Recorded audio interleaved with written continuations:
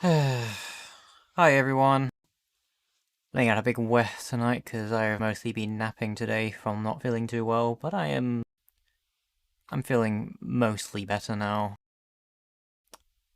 Head is in a little bit of a state, but I think I'm feeling well enough to just chill out and cover Wired Direct. Do we even have any audio coming from this stream? Hold on. There we go.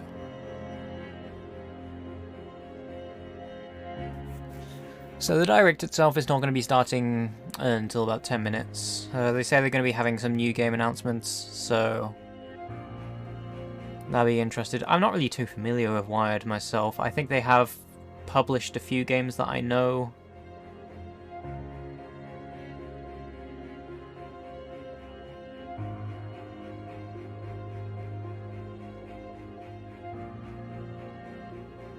Either way, they're not going to be starting for another 10 minutes, so it's time to just sit back and relax and wait for the show to begin.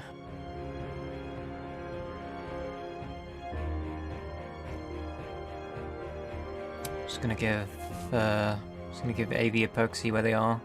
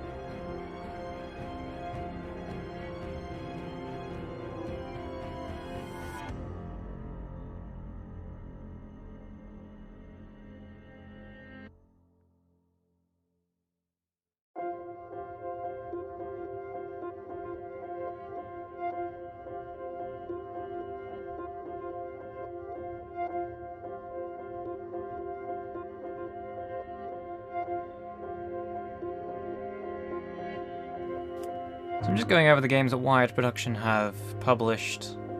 There are quite a few here that I am familiar with. There's the Falconeer in here. They've got a VC Invector, Grip, Shaq Fu. Ah, it's a puppy. Hello. Hello. I was not prepared at all. But I'm here now. Hello. Was this more or less a case of were they actually going to start at 8 o'clock or 9 o'clock, or were you just generally not ready? Genuinely not ready. It seems they have had the countdown timer going on for the past half an hour, so I wasn't expecting the stream to go up so early. I am very much unprepared for everything today. Hey Dim.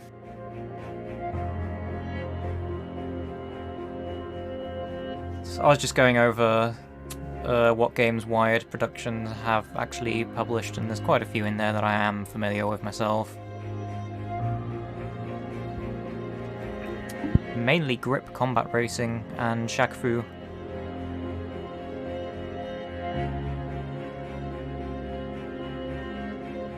Oh, that really terrible Shaq Fu sequel. Yeah. That was homophobic.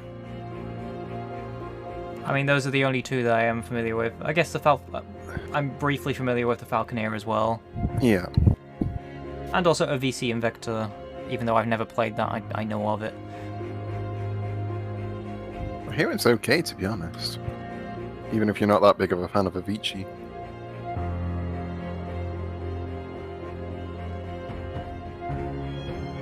Yeah, all reviews overwhelmingly positive. It's apparently a really solid rhythm game. Also Pool Nation as well. Hey? On their website they say they publish Pool Nation.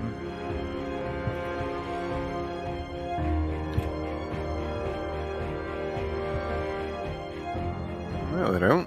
Cherry Pop publishes it. wiredproductions.com/game/pool-nation.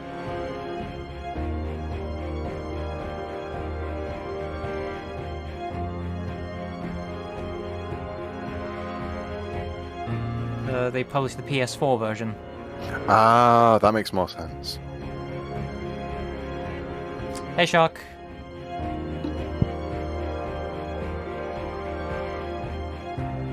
It's a very cinematic countdown. Hey Curly, how are you doing? How is everyone doing? Okay, I guess we're going away from cinematic music now. Hello. I'm just going to have a cheeky scroll bar before we start. So I'm going to turn the stream audio down a little bit. That's suddenly very loud.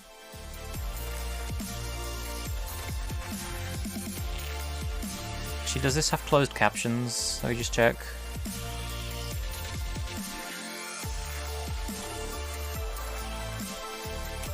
Doesn't appear to have any closed captions.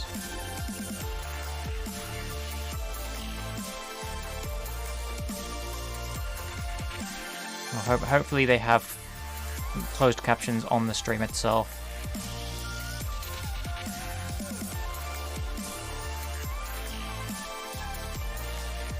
It says they're on Twitch as well. I'm gonna very quickly check the Twitch page because usually that's lower latency. Hello and welcome to the first ever Wired Direct. Starting a minute early. I'm Hardy and I am honoured to be the host today of this action-packed show. So today we've got heaps of game reveals curated by the team themselves at Wired. We are a tight-knit family of artists, storytellers. Okay, there we go. Oh, this for a second I thought they were advertising something, but no, it's just Twitch being Twitch. Well, we got 10 seconds of this. Hair. Alright. I'm going to be on link duty again. We have Okay. and new developers, New store items. psychological thrillers, Raving. A website launch. Oh, sequels. Yes, nailed it! Nailed it! Oh, well, get ready for an hour of some of the best indie games by some of the best indie developers. Let's get it started. Hold on.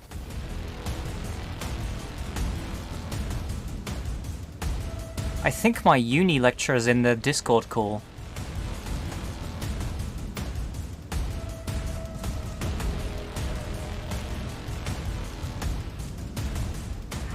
What is he in there for?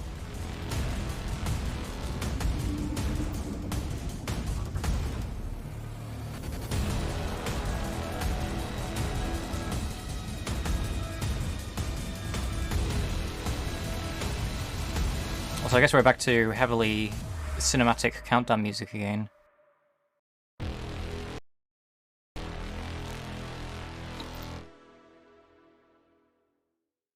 All right. Are you settled in then? Got yourself some popcorn, a beverage or two, and you're kind of semi-horizontal? Who the fuck watches game showcases with popcorn? We've got our first reveal of the show. And what I want you to do is just kind of take a breath, just for a minute. I want you to prepare yourself for something magical that's been The kind of people who would go to the cinema to watch Sony. Developers who brought us Fable.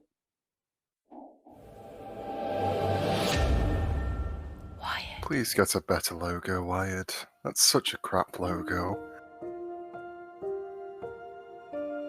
Behind every brilliant invention, there hides a brilliant inventor. Behind every brilliant inventor, there hides a brilliant team. But when the love for life and the love for invention are threatened by life itself, what do brilliant minds do then?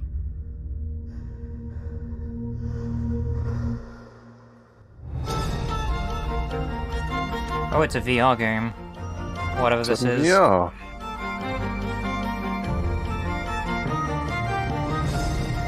What is this? Is this like Lemmings?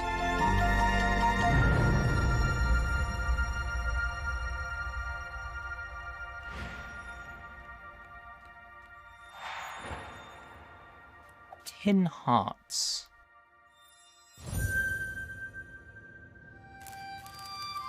Coming to literally everything. That's not exclusively VR.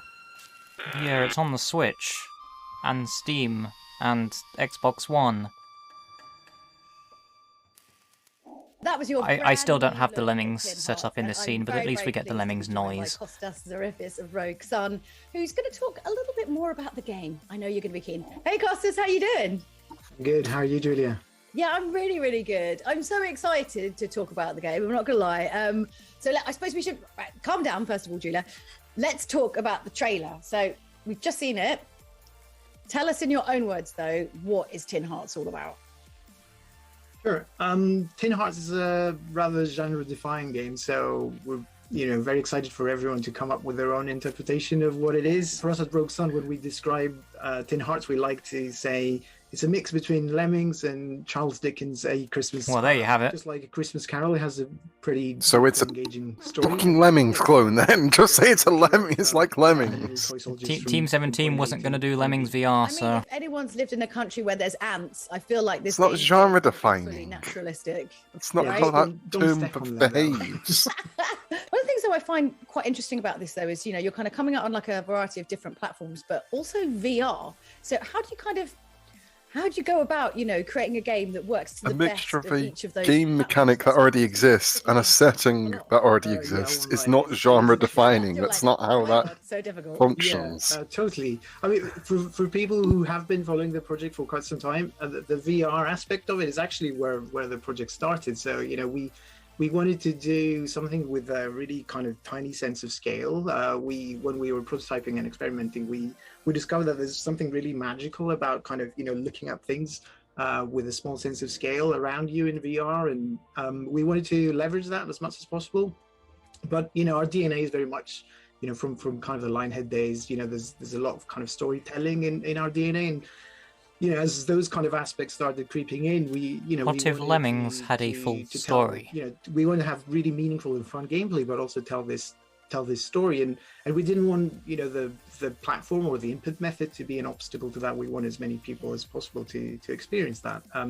So then as we started kind of experimenting with other platforms, it's been a tough challenge, but what we like to say is that we take the responsibility of solving that problem for you, and then whichever platform you play the game on, for us it needs to be the best version of the game, which is it is quite tough, but I think we're going about it the right way so far. So we'll see how it goes.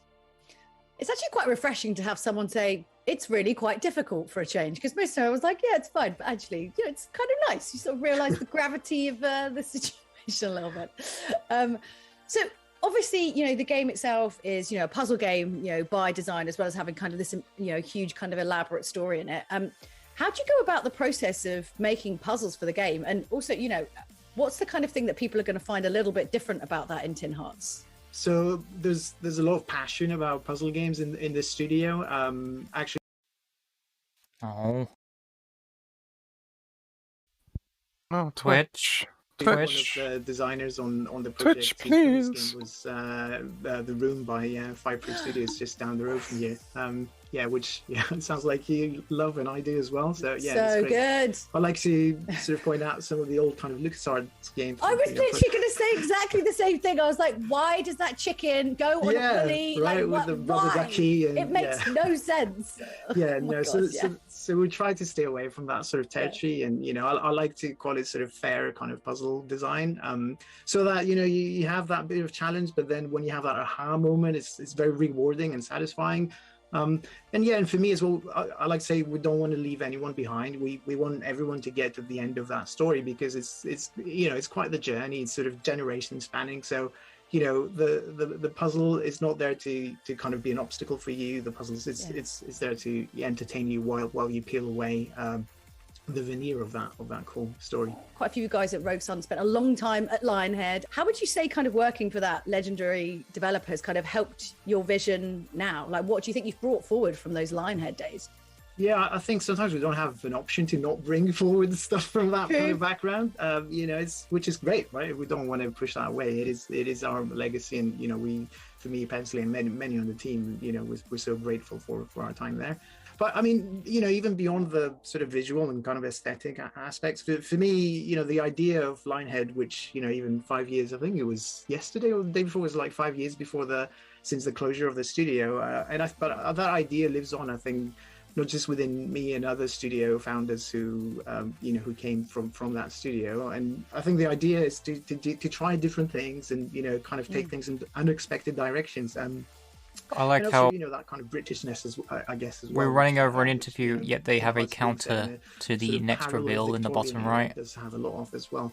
So Dickensian lemmings. Exactly, just kind of prevent impatience. Just like, okay, there's only one more minute of talking. Here we go. We carry that idea. Rogue Sun and other studios that came about from Lionhead, which is it's a big responsibility, but also I think a privilege to be able to do that. Oh, Costas, thank you so much for talking to us. I'm genuinely really, really excited to get my hands on the game, and can't wait to find out more. Cool, thank you for having me, and glad to see your reaction. And if everyone reacts this way, then all good. So that was Tin Hearts from the creative minds behind the Fable franchise, and I personally cannot wait to play the game. And if you want a bit more information, like if we haven't kind of sated enough of your appetite, head on over to the Wired Productions website, and there's a whole load more details there for you to just pore over. So now we're going to switch to something completely different, which feels like a catchphrase that's going to happen all of today, not going to lie. I want you to prepare your hearts and faces, because it's literally the cutest thing ever, this character that was brought to kind of luminous life by this sort of team of passionate creative legends, and my cheeks are already hurting from grinning too much about it. I don't know how to prepare my face. It's got gorgeous visuals, and it's a complex puzzle game, and it's sort of the thing that I think that if I was like trying to get to sleep after going raving, that I would kind of conjure up in my mind. This is the squidgy luminous joy that is Lumote. The squidgy luminous joy? What?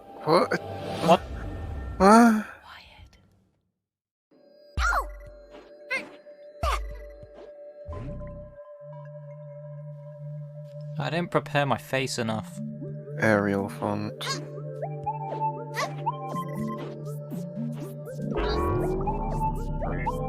The Soul Critter seems charming enough.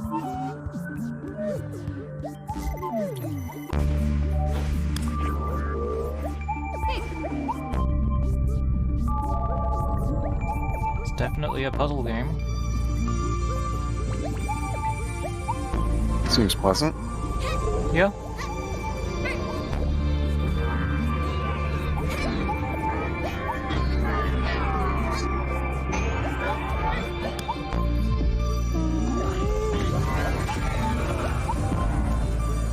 Interesting soundscape going on. Mm-hmm.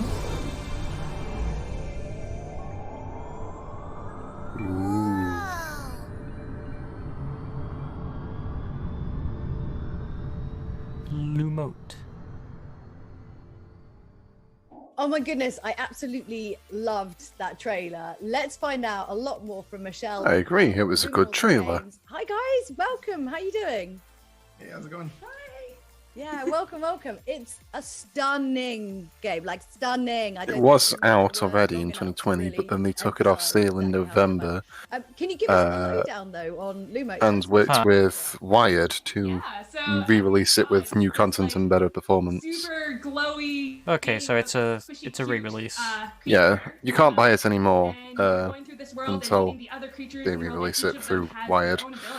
You can like take control of them and use them to solve puzzles so that you can get to the So bottom of just the world. took it down from sale, worked with Wired, console release, improved performance, more content, good stuff. Throughout the world, you're going to meet all these different little creatures, and each of them has their own game mechanics. But depending on whether you Lumo control them or the Master Mode controls them, then they'll do different things. And as you like slowly move through the game, you meet more and more of them, and how their powers interact. Then It's worth noting that people were giving this game very positive reviews before they took it down. So it's kind Yeah, of I just did see grows that from on the there, store where you're like- page. you have 5 different modes, and you're like, oh no. It's probably a That's decent like game. Yeah, it seems nice. Can you tell us a bit more about the creatures themselves? Like, what was kind of the inspiration behind them when you're creating them? So the creatures are they're inspired by different underwater creatures. We spend a lot of time at the aquarium. Oh, Like, for work? For work? Yeah, we needed to get passes and go and see I love the that. jellyfish. Yeah, we totally had a season or annual pass for the Vancouver Aquarium. That was lots of fun. There was like a bioluminescent exhibit for a while, Mhm. lots of different stuff like that. So a lot of the squishy elements came from that.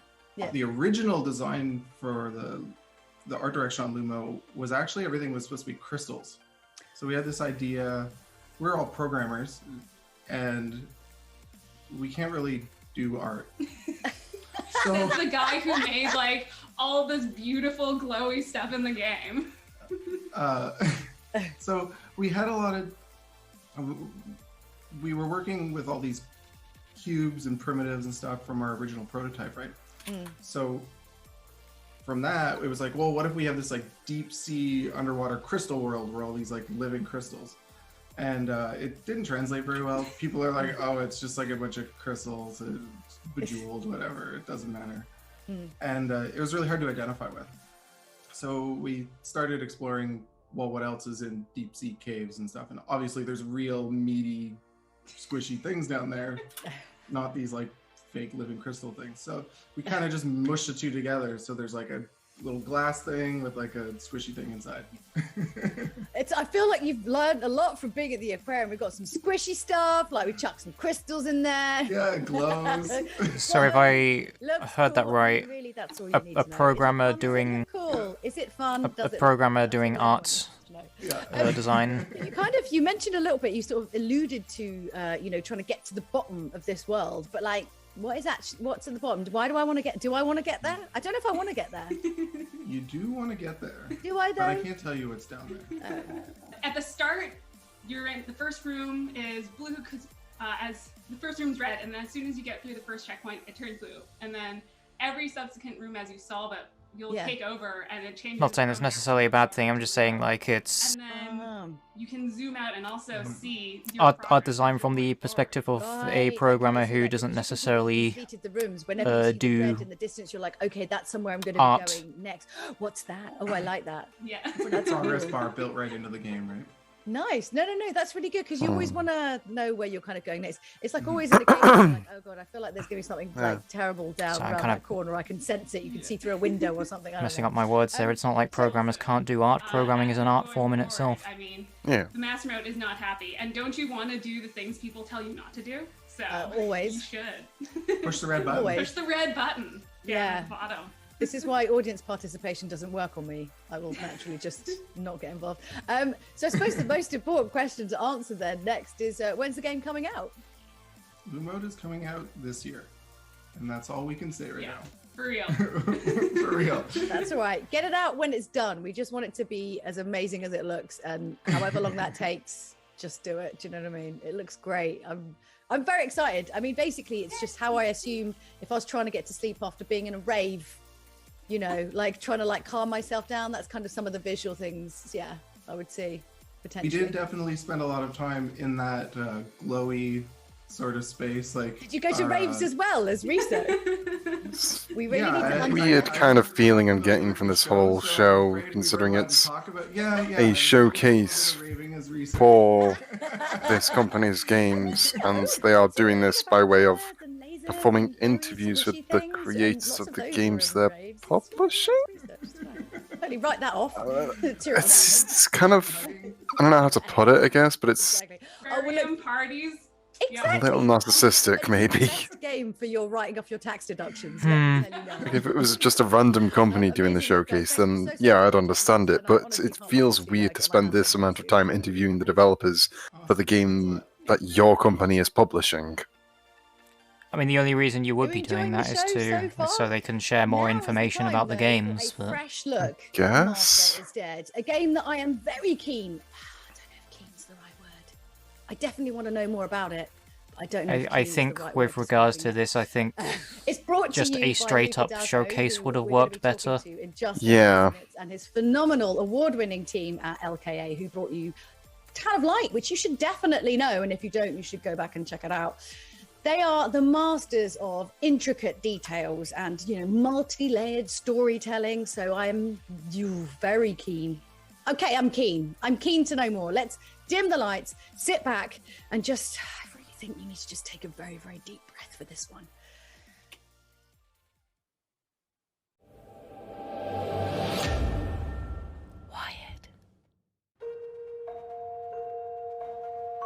No, it's time for the Spucky horror game. Oh no. Oh no, Spucky horror game. Oh no. Not her. Oh, dead Oh, animals. no. So Spucky, oh no. Oh, Oh no, there's Axe. ghosts and stuff. No, no. Oh, Oh, scrying candles. mirrors. Oh no, that's no good, is it? Oh no. Oh no, the photo's smiling at me. That's a pleasant photo. Oh no, Spucky go. Is everything okay? Flies. Martha's dead. Oh, beans, Martha's dead. Luca Oh, Dalco, dang. LKA is Oh, here. Let's catch up jeez. with him and Oh. find out exactly all of the Oh, heck. Oh, Martha's dead. Oh, Hey, Luca, shit. how Oh, you bugger. doing? I've already forgotten the photo, so I can't tell you whether the photo was doing the Germa smile or not. And, you know, It was doing the obviously gonna be German very smile. excited about Martha is Dead. So, can you tell us a little bit more about the When game? Martha is sus. Allora, The Town of Light, You have to say that in the most incredibile essere qui oggi unenthusiastic voice possible. When Martha is sus. dopo 5 anni dalla That's kind of taking it kind of a Harry Potter audiobook approach. You know, Chapter 1. When Martha was sus. naturalmente più maturo, questa volta Harry Potter and the Suspicious Man. thriller psicologico che inizia con un grande trauma. Oh, it's by the developers of Town of Light, go figure. Qualcuno che si ama profondamente. There's another psychological horror game that looks... Nella fase più Nah. intensa del lavoro perché vogliamo dare supporto al più alto numero possibile di piattaforme, molto eccitati per la next gen, per poter portare quindi una grafica di altissimo livello su console, ma anche It's a shame also they don't have like any any B-roll footage or anything else to show off during the interviews. Like it's just they're repeating the trailers again. To be fair, the trailer does say pre-alpha footage, Yeah, so... they set in the same universe. Diciamo che hanno molti punti in comune. Martha is Dead ancora Just una at the same volta time, cerca it di does scavare give the nella, like. I know this one says nella, pre-alpha, but nella same for the other psiche, games as nella well. It mente della just gives the impressions protagonista. that the games are Abbiamo in una too early of a protagonista state to femminile, properly show off, giovane, so che they're è Town just Flight, repeating the trailer. e ancora una volta siamo negli anni 40 in Toscana, quindi gli elementi in comune sono tantissimi, però ci sono anche degli elementi che distinguono molto i due giochi. In The Town of Flight eravamo in un manicomio e questa volta invece entriamo in un mondo di vita familiare e inoltre sono molto differenti dal punto di vista di gameplay. In questo senso sono due giochi veramente molto molto diversi. Possiamo dire che sono due mondi distinti ma che hanno delle grosse aree di sovrapposizione. I studied photography. I'm really interested to see how to about this dark room. Oh wait, this is B-roll footage. Can you tell us a little bit more about that and why it's so important?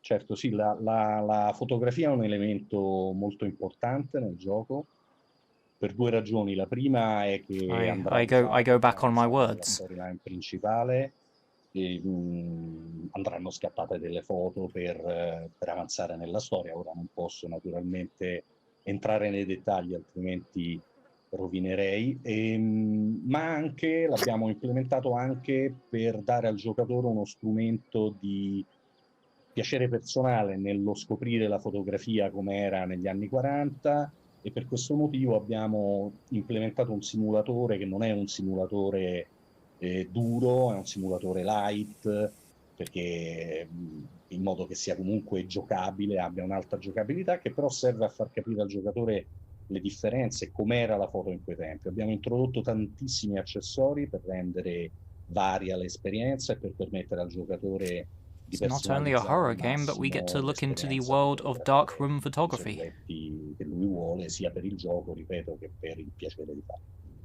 So Martha is Dead is set in Tuscany in 1944, just at the apex of the Second World War. And obviously LKA has some serious pedigree, you know, in terms of history. You know, what kind of impact does history have in the design for your game?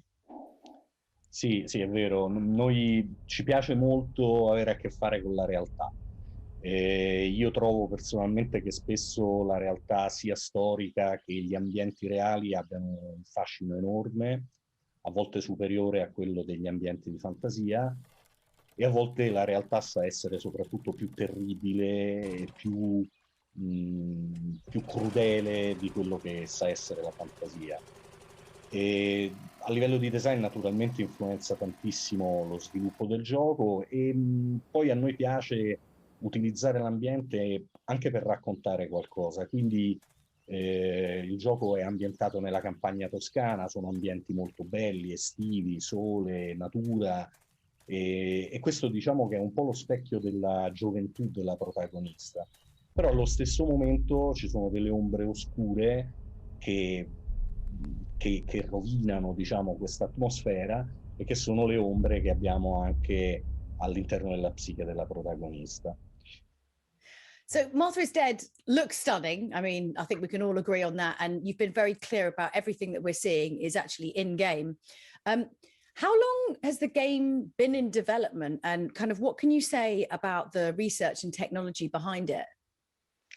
Sì, intanto siamo molto soddisfatti del livello grafico che abbiamo raggiunto rispetto a The Town of Flight. Siamo riusciti a fare un salto avanti importante. Questo grazie anche al passaggio da Unity a Unreal Engine, che è stato fondamentale per riuscire a spingere il dettaglio a un livello superiore. Naturalmente anche l'hardware, sia su PC che ovviamente su console, ci ha permesso nell'arco di questi 5 anni di sviluppo di incrementare sempre di più le aspettative a livello visivo. E grazie anche naturalmente all'esperienza, oggi insomma siamo un team che rispetto a The Town of Light un pochino di esperienza abbiamo, quindi abbiamo saputo ottimizzare la progettazione del gioco per avere un impatto grafico migliore.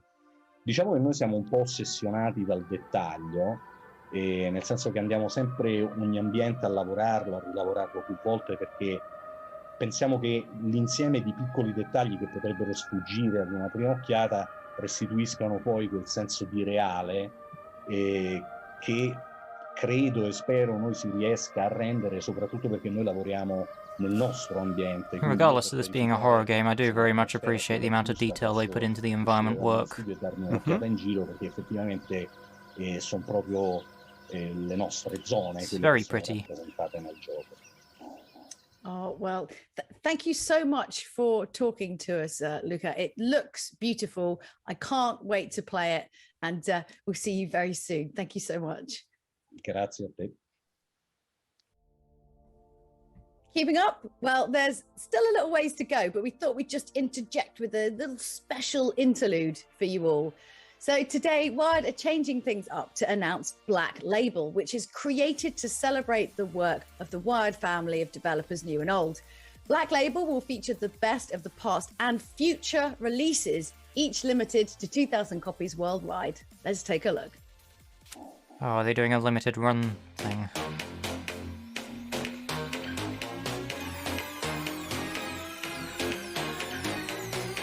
Very much looks like it.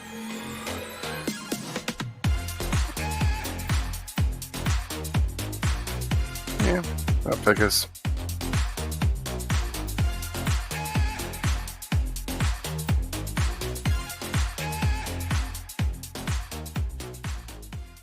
Stop everything. Breaking news. Wired have just launched, wait for it, a brand new website. Go and check out wiredproductions.com and make sure you register with the Wired shop, as they've got loads of exclusive Just now? stuff. Plus, we're also going to bribe you to go there and buy things with some I was on really their cool website before the money show off started. vouchers. Head over to the shop right now using the promo code WiredDirect to get a whopping 20% off whatever you like. Plus, also, they're doing a single use. So, like, literally, there's only Had the one of same these codes chin for down, eyes up dude first like person 5 who times goes on to that the thing. website using the rather sweet Julia Sent Me can claim a free Deliver Us the Moon collector's edition. So go multi-tab like you have never multi-tabbed before and get there, because first come, first served. Wait, hold on, can I? Last year saw the might of a new generation of hardware unleashed, and with it came a particular big-ass bird, now BAFTA-nominated game, with the Falconeer taking flight. Developed by a single magnificent man and artist, Thomas Salah, it flipped what was thought possible by, you know, quote-unquote indie teams. Since the launch, the game has seen continued updates and new content. I mean, there's motherfucking dragons now! And today, Thomas wanted to give you a little glimpse of what's happening next for the Falconeer. She said fuck. She said the swear word. Banned! Banned from Twitch. This was never a family-friendly stream.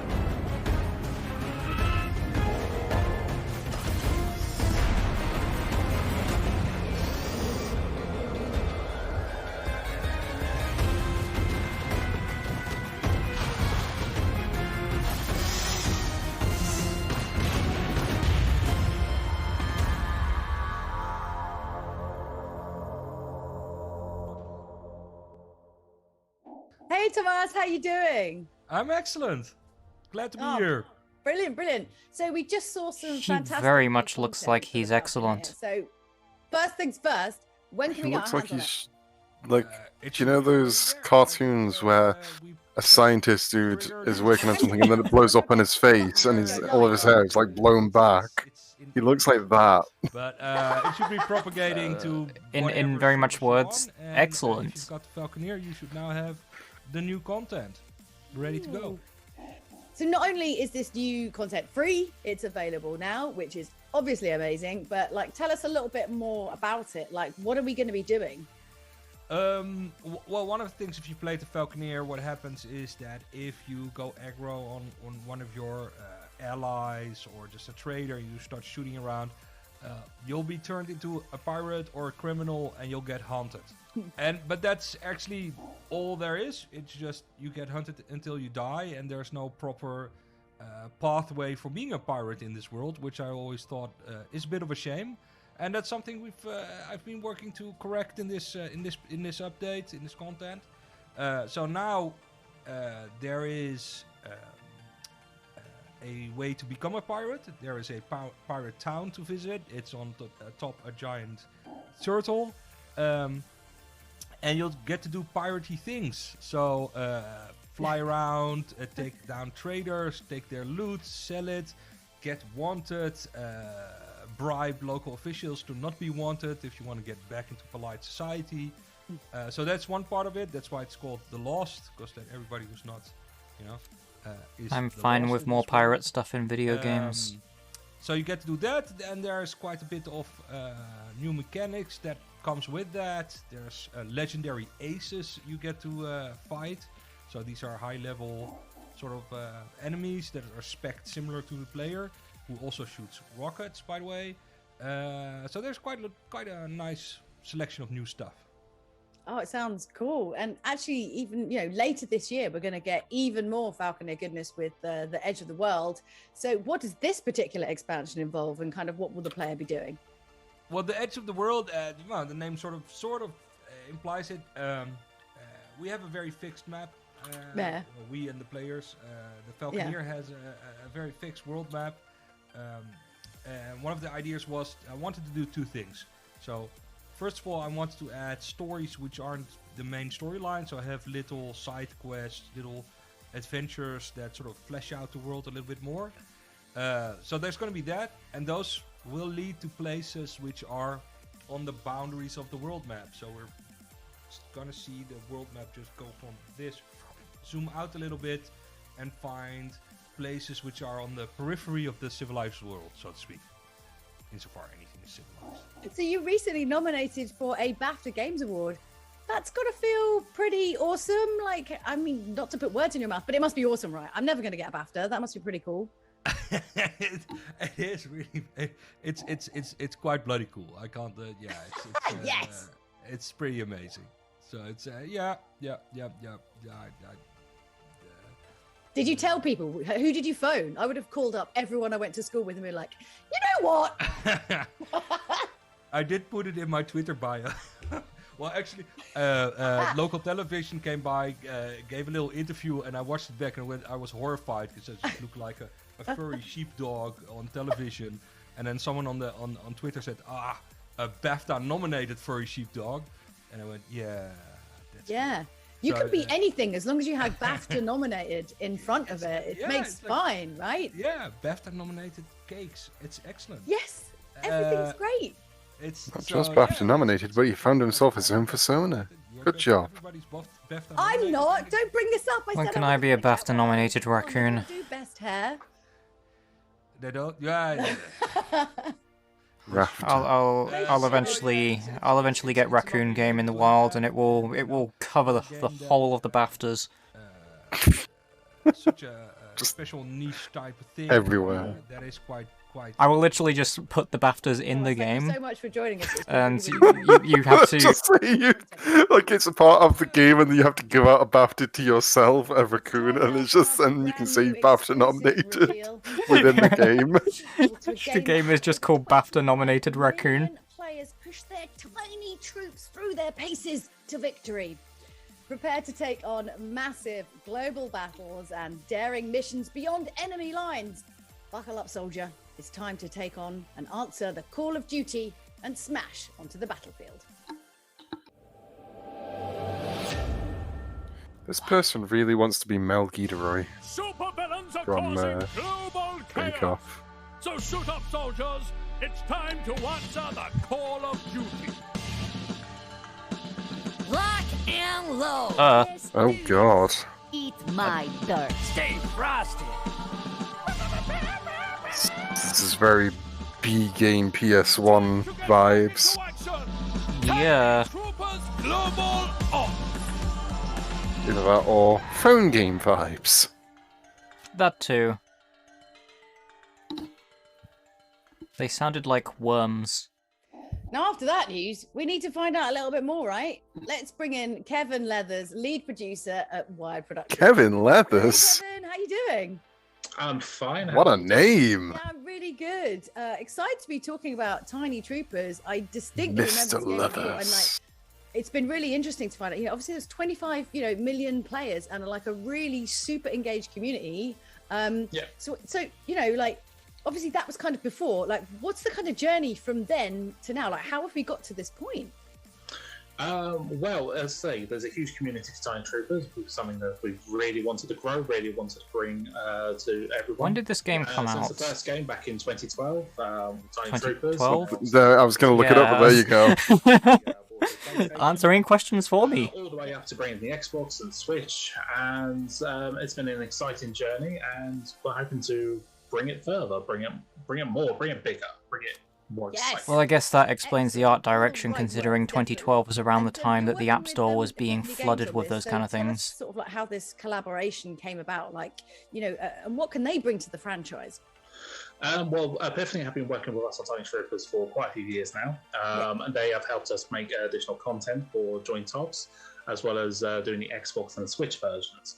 So they have actually brought in a huge amount of. They have worked with the game for quite a while. They know the brands, they know the game, they know the insides and outs, and they know absolutely everything. What makes the game tick, what makes it fun, what makes it exciting, and they are a perfect fit to bring hopefully something brand spanking new that everyone will find incredibly enjoyable. Oh, cool. Well, it sounds like a good partnership you've got going on there. So, I mean, obviously Tiny Troopers is about, it's about action-packed gameplay and kind of fast-paced arcade fun and the hijinks and like the heat of the battle, all that kind of stuff. And for the first time now, correct me if I'm wrong, Tiny Troopers is a game that's being built, multiplayer first. Yes. So that's exciting. But like, oh yeah, what does that mean really? And like, what can gamers look forward to? Well, one thing we felt that was missing from Joint Ops was the ability to play with friends, the ability to form squads, and to actually go for the really military sort of thing. So the natural evolution of that is to go co-op. So we want to go co-op with a brand new version of Tiny Troopers. We want to bring it local. We want to bring it online. We want people to drop in and out. We want the entire experience to be either played alone or with friends and actually have a really good time, no matter how you want to play the game.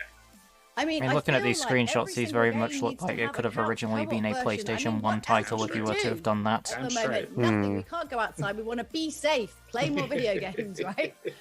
Damn straight. And you want a game that you can play with everyone. So this will be the perfect thing that you can play locally. Or if your family really sucks at the game, then you can take it online.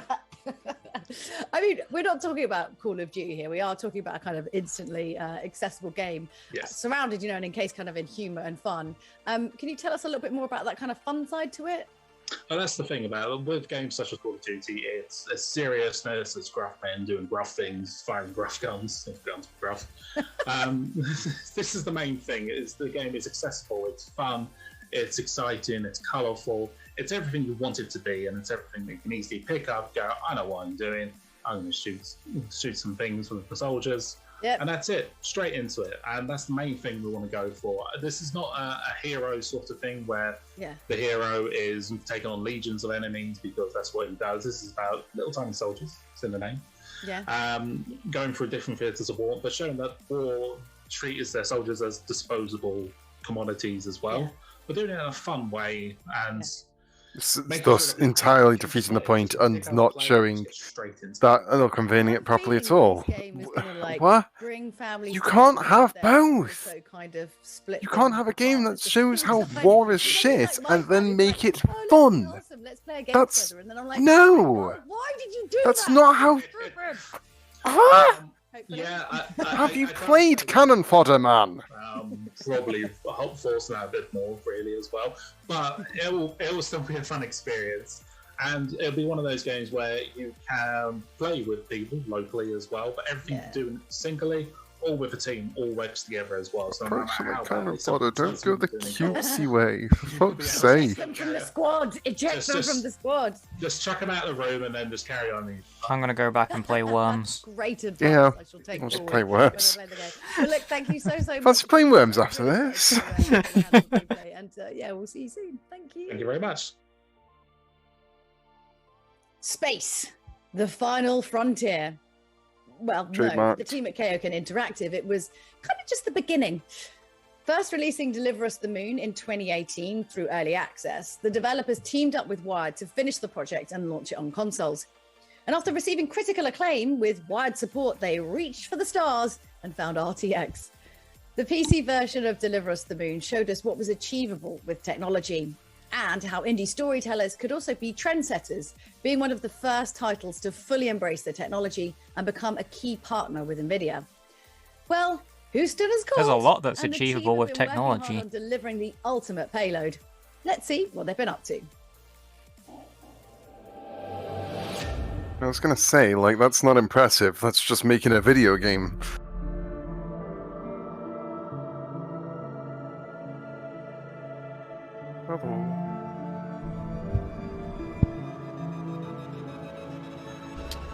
Can't have space without floating orb. Everyone loves the orb. Gotta have the orb. It's the floating orb that talks to you. Yeah. There it is. Friend.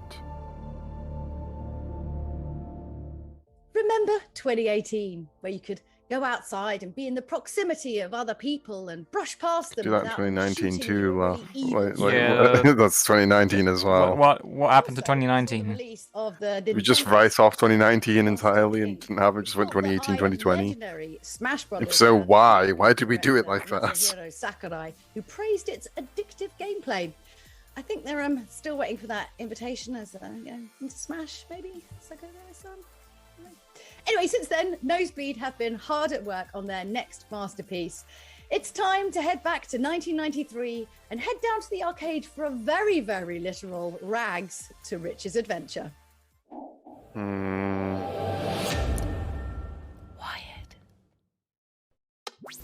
Enter a gaming paradise where there's zero sun and maximum fun. Arcade Paradise. We've got over 35 awesome arcade hits hungry for your quarters. Don't make it worse. Extreme stereo sound. Get your face melted by insane graphics. Whoa, they're so real. Smash your rivals, dominate the high score table, and become a legend. You won't play games that look this good at home until 2021. So don't be a dweeb. Come on down to the new. Hello. Please leave your message after the tone. Ashley, hello. I approved your proposal to convert the utility room and extend the King Laundry trading area. More space, more washing machines. It's a little obvious, but fine. It's another one of those games where they do the bait and switch in the trailer where it looks interesting at the start, then it transitions into something else. Reinvestment is a sure path to success. Just don't do anything stupid.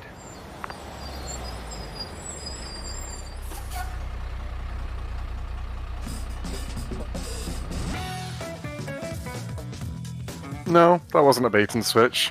Okay, it was actually a game about arcades. Yeah, Sure. it wasn't going to be a simulator about So we owning a thought we'd bring in laundromat. Jay, who's the head honcho from Nosebleed, to tell us a Oh little my more. god, he looks perfect for this game. He's stepping out straight from Vice City. It's Andreas. Yeah, I bet. So, obviously from the title, I think on first glance, people are just like, oh, it's just an arcade, like, simulator thing. But it's not. There's a kind of extra layers to it on This top. dude So can gets you a explain free little bit pass to using the generic 80s bullshit because he's clearly stepped straight out from the 80s. I mean, look at his shirt as well. Yeah, this guy's living the Malibu lifestyle. At your dad's laundrette. Who your dad actually, incidentally, is voiced by Doug Cockle, whose voice you might recognise. The Witcher! Yeah, from Victor Fram and Geralt the Witcher. So yeah, very cool. That was a fun recording session. And this laundrette has a few arcade machines in the sort of grubby back room, 2 or 3 arcade machines. And it turns out that these machines are making more money than the laundrette itself.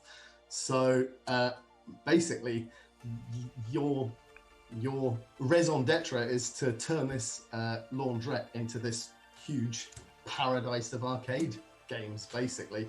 And so alongside kind of playing the 35 plus, I've actually lost count, more than 35, let's say, arcade games when we launch.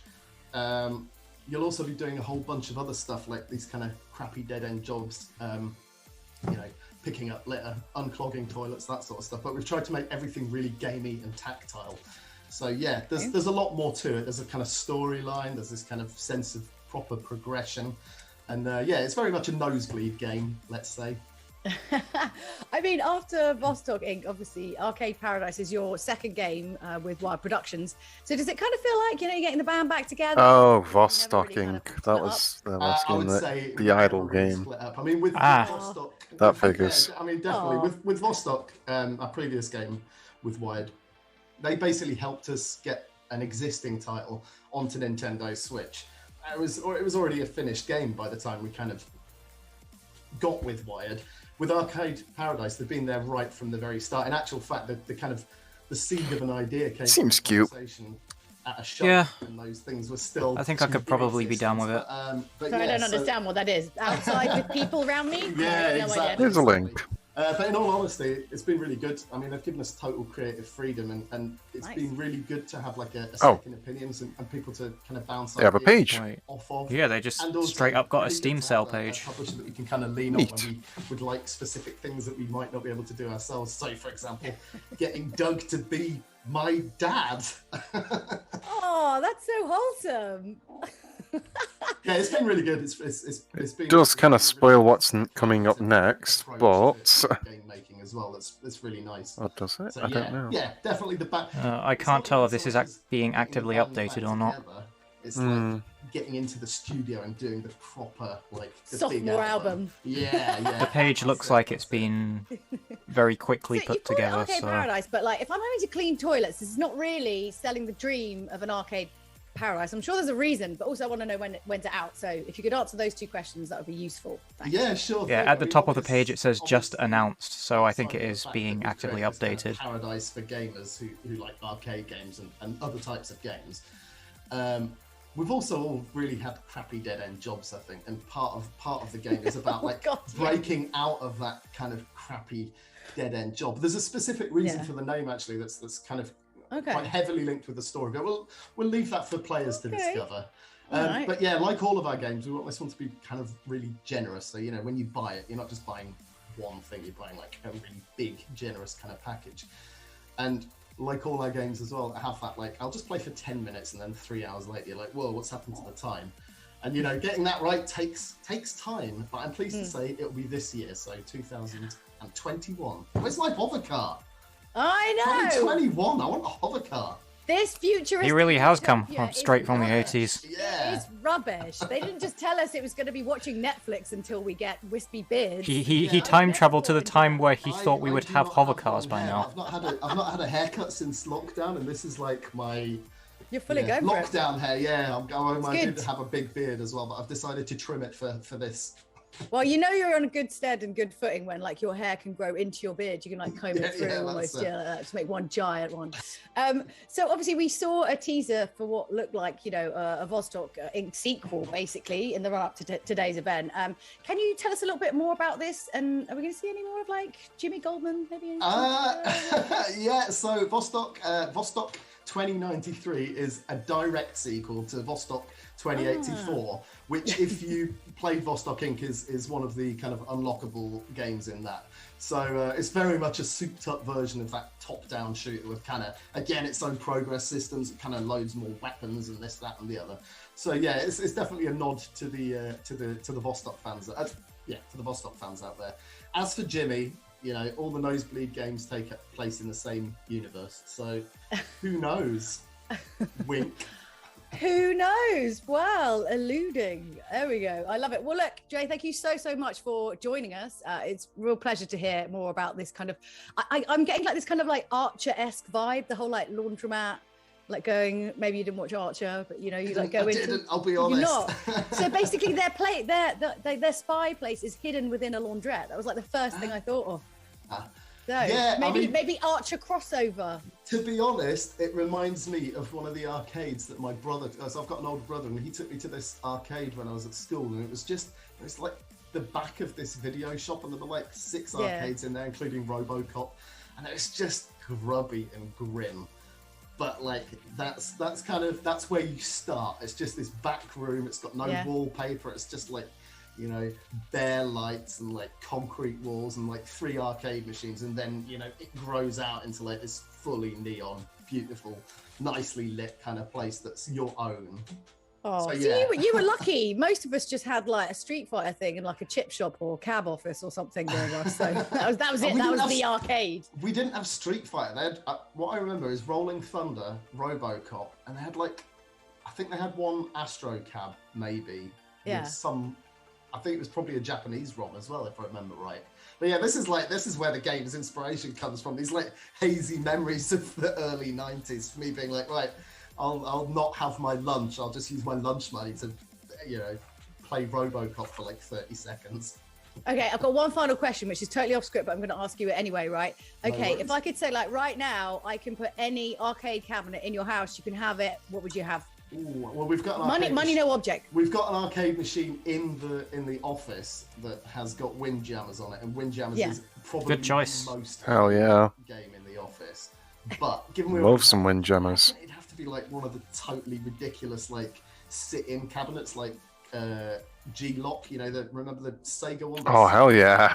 Also good choice. They had a 360 upside down, was really good as well. Right? Yeah, In Trocadero, and it would like cost £3, and I couldn't land the plane ever, but I didn't care because I'd crash at the end. But you get to stick around. I never played that game because it was A, too expensive, and B, you had to like go to specific places. And you know, I did see it once, and it was like, oh, I really want to go in it, but I can't afford it. I just used to spin around upside down for like a few minutes and then crash. Sick. Yeah, that's great. That's the best kind of arcade game. Fantastic.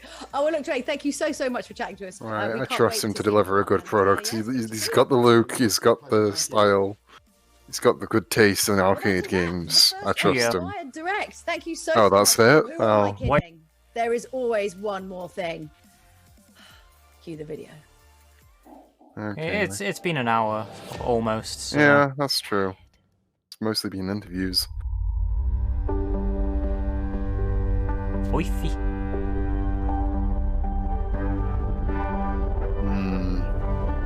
Cell shaded. Shaded art. I do love to shade some cells.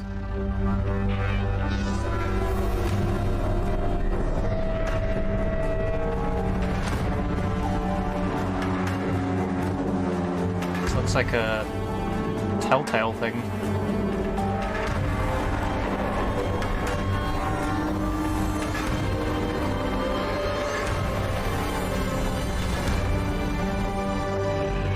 Last worker. Is this just Wally but inverted? Wad is so stoked to reveal the last worker, and we're going to be sharing more information as I'm sure you have a lot more questions. And that's it for Wired Direct 2021. Over the next week, we'll be Just a celebrating tease. the deep dive Yeah. on many of the games that are announced today. That In the could have been meantime, literally you can check out the anything. latest issue Yeah. of Edge magazine for some exclusive The Last Worker artwork. Do they And please hit understand that like the concept of the one more thing is to announce a teaser for something that people will very much already know about and want, Thank you so much for joining us, and do go and instead of just a random thing that they have last make sure you keep with no other information. And I think they just wanted an excuse for one more thing. That's fair. We, for one, I mean, if it's the first showcase, they've got to do a one more thing. Yeah.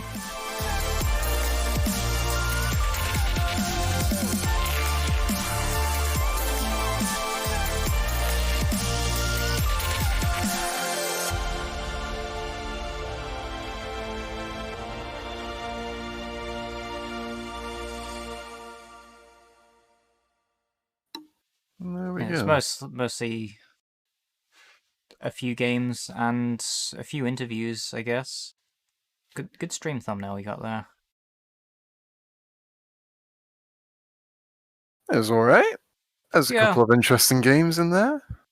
Very much digging the arcade one. I think that was probably the most interesting one of the stream. Yeah. Well, Lumio interested me more, I think. But Arcade Paradise seemed pleasant and nice. Yeah, look, I'm not really as into puzzle games, but Lumio I I could like probably a enjoy. puzzle. I know you. I know you like puzzles. Puzzle game. Give me the puzzly games. I love the puzzle. I didn't really have too much else planned for today since I was kind of just chilling out today since I had a migraine this morning. Yeah, so I'm staying laid back. But tomorrow I'll continue covering IWOCon since they still got quite a bit of that to get through. Yeah, we've got like the other half of the islands. And hopefully things will go a lot smoother. I'll have adjusted a few things in OBS as well, just to make things a bit easier as well. So, okie dokie. I guess we're wrapping up. I'm gonna find somebody to raid. I wasn't expecting this to be short, although again it's like a short. It's just a single publisher. Yeah. Doing their things. I think Retro Pals are still streaming at the moment, so I'm probably just gonna send to them. That sounds like a good move. Oh, Gomi is streaming as well. What are they streaming?